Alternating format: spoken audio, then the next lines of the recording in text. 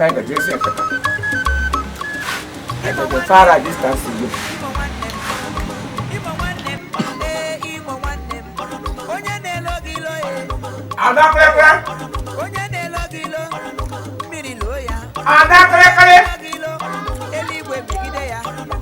What is the night that I live? What is your work?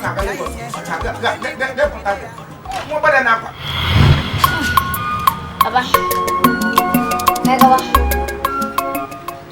Apa itu? Sa? Kenapa no? Kendi Igbo no. Kendi Igbo na mene be. Ana diga ta ko din jika na isa ma gaje a gasenje. Papa, we yami. Isma mun yan yame. Onya ho ko baga baga ne ka ga baga na. Ka ga baga ma umaji. Papa, akwesi na ndi Igbo, ndi Yoruba, ndi Hausa different tribes ga be ba akon hiku. Acho ngaru ebe ahụ. Du. Etie ndị Igbo kwenu metishi ike. Boom. Obu ngaru ebe ahụ without ekike ndị Igbo. Asị ndị Igbo kwenu aga mama nke m ga-asa aza.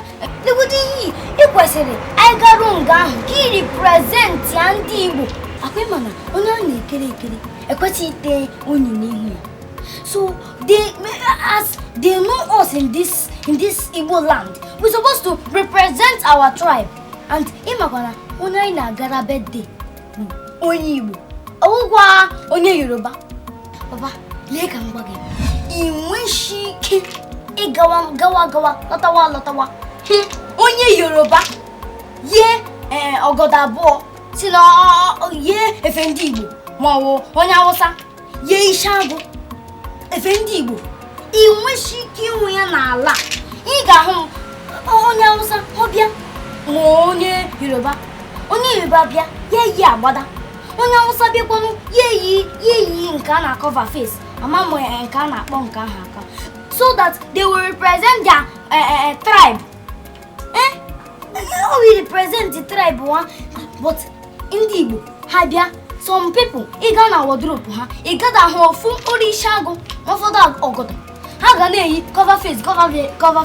Ndị Yoruba, ndị Hausa ife ndị Yoruba juru cha na wardrobe ha ị gada ahụ efe ndị Igbo n'ofu ka asị na ọ na n'ofu ọgọdọ nọ nga ahụ.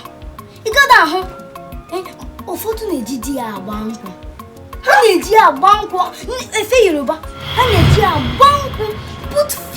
They put shame in our tribe, and I cannot be a part of that. I know.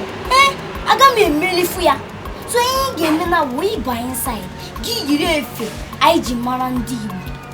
Yiri efe anyị ji mara ndị Igbo ka anyị ga ebe ahụ anyị represent Igbo. Na-eme ka ndị Igbo. Papa, ga yiri efe anyị ji mara ndị Igbo. Maka ndị Igbo mara mma na. In fact, swag anyị na-apụ n'ala, ọ na-apụ. So, anyị kwesịrị ịga nga ahụ represent ya ndị Igbo. Uche ka m jụọ gị, anyị gara nga ahụ na iyiri efe na gara nga ahụ, a ga-enye gị ofe mmiri mmanụ ka ofe ose? Ha ga-enye gị. Ekwesịrị ya ịga nga ahụ yiri efe Igbo.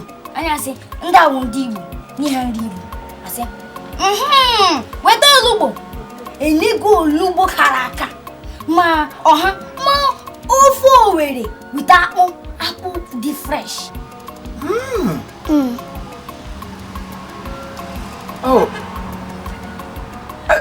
A ga-eme m adreesị. Ha ga-abịa m adreesị ọkwa ofe ndị Igbo ka m tụrụ ofe olugbo ma ọ wụfọ. A ga-eme na ụba inside ka yiri efe ndị Igbo. Akwa anyị ndị Igbo pụta bịa mee machin ọnụ. A ga-eti ka ndị Yoruba ga-eme aka anyị aka ekwere. Aka anyị aka ekwere. Yawa aka anyị aka ekwere. Yawa aka anyị aka ekwere. Yawa aka anyị aka ekwere. Aka anyị mbanụ. Adanna ya. Oyoyo. Ahịa ewu ngwa sitting down. Ogudo sitting down. Sit down. Ahịa ọwụ. Ka m kwesịrị gị ihe m guzo sị na gị mụrụ ya. Gị napụwa m ya n'ime m sị ngwa jijiri m ihe. Atakwala ya. Kama ị ga-eme gị gụrụ naanị once. Nụkwa. Kama abịa. Ya.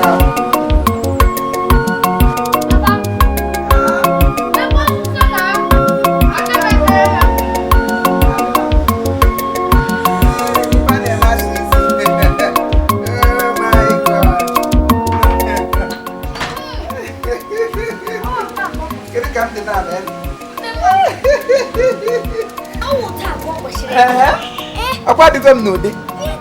Akpọzie ndị Igbo ugbu a maaza. Ndị Igbo kwenu. Kwenu. Kwezono.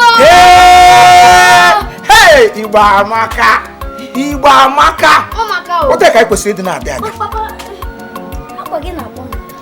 Ọwụ ya wụ swag ndị Igbo wepụ. Ọwụdụgụ nwa onye meghere ọnụ sọ na swag ndị Igbo nwere swag. Mgbe ahụ i kwuru na ndị Igbo nwere swag, m sịkwanụ yes na ndị Igbo swag anyị kwesịrị ịkpọ n'ala. Ọ swag anyị wa na-akpọ n'ala ọ ya dị. So anyị gaji anyị gawa Festac. Anyị ha n'ebe ahụ gbapụ n'ụmụaka. Anyị baiga moto n'aka Festac. Anyị lọnchi ha na into Festac. Ebele ga-ahụ ndị kpatụrụ. Ndị Yoruba na ndị Hausa ga-ama na ndị Igbo abatago. Ha ga-ama na Hausa abatago ọka. Ekike anyị dị so unique and special. Anyị gara na Festac. Anyị gwa Nnaemeka Nwachukwu happy birthday. Chifo happy birthday. Because ọkwa a chief na Kegite a club of Nigeria. The boy brought up on a matter. You want to take Oguzo. Na-eji nwa amụrụ peta asa ọlọberigwe nwaanyị. Ọ ka dị single. Nwa agbọghọ ọla gagara nga ahụ mezie ogwe na m ya wụrụ ọgọ. Bịa ka anyị ga Festac gaga gbara ala.